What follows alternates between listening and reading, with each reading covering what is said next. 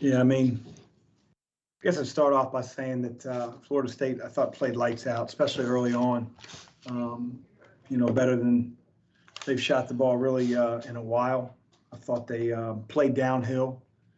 They're terrific in transition. Although we kept our turnovers fairly down for the game, not so much in the first half. They got some 2-on-1s and 3-on-2s, and they're just such a hard team to stop in transition. But our inability to play any type of defense in the first half set the tone the wrong way. And the second half, I thought some of our reserves, guys like Sidney and L and Mason, Dre, they came in and made some plays, and we were much better on the defensive end. Thought we had a few looks where, we couldn't quite get over the hump. We'd cut it to 3, cut it to 4, and we'd have an open, really good generated shot, just open from 3 other guys that we want shooting it.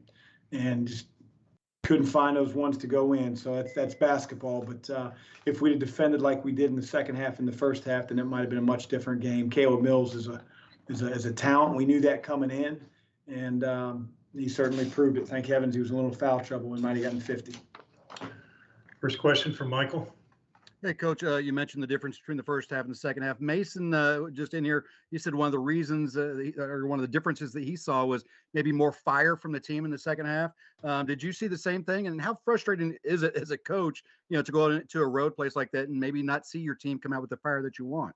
Yeah, I mean, it was certainly our defensive effort that allowed us to get back in the game. I thought they missed some easy ones early on in the second half, but then I thought our defense stiffened and didn't allow anything. And so, it's really frustrating. We actually came out with a decent start, but the decent start wasn't what it needed to be on the defensive end. We were sort of trading baskets those first 4 or 5 minutes. I think it was 12-11 after the first TV timeout or something to that effect. And that's just, that's not hard enough on Florida State. So fixed it at halftime, but obviously, you got to play 2 halves against a really good team at their place. Brett? Chris, you looked like you threw a little bit of zone at them in the first half. Why did you want to do it, and what did you like and dislike about it?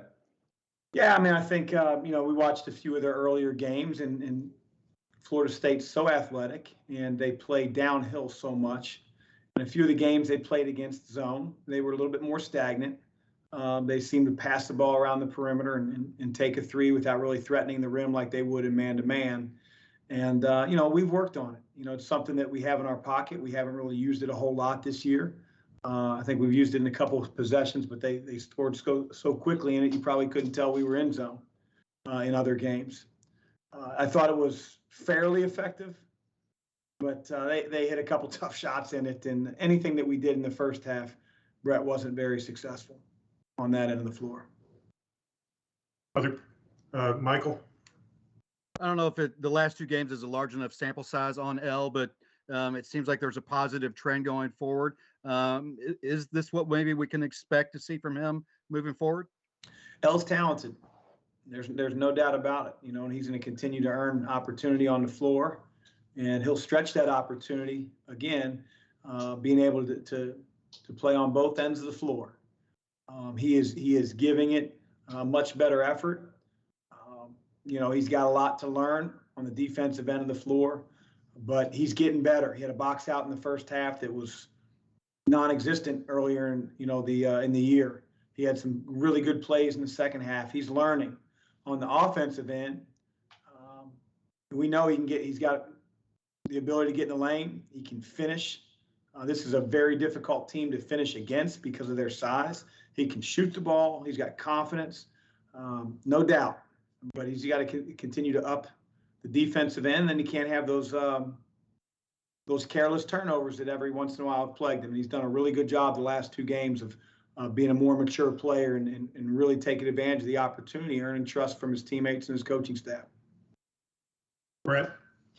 Chris, you had a couple. You mentioned you had some shots. Matt had a great shot in the corner that just doesn't go. When you're in a situation where you like the shots you're getting and they just don't fall, what do you tell a team to kind of keep them from getting a little frustrated, beating their head against the wall?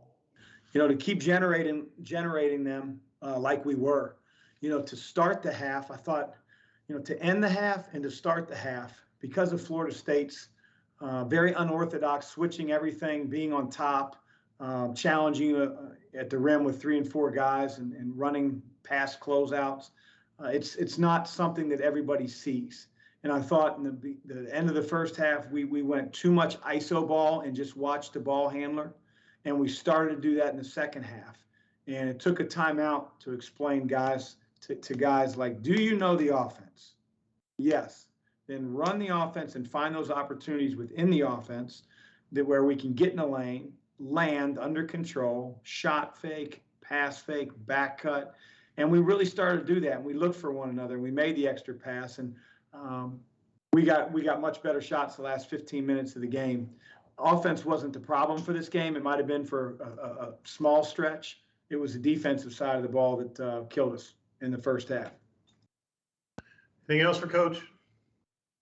Great. Thank you all for joining us. Thanks. Coach, thank you. Yep.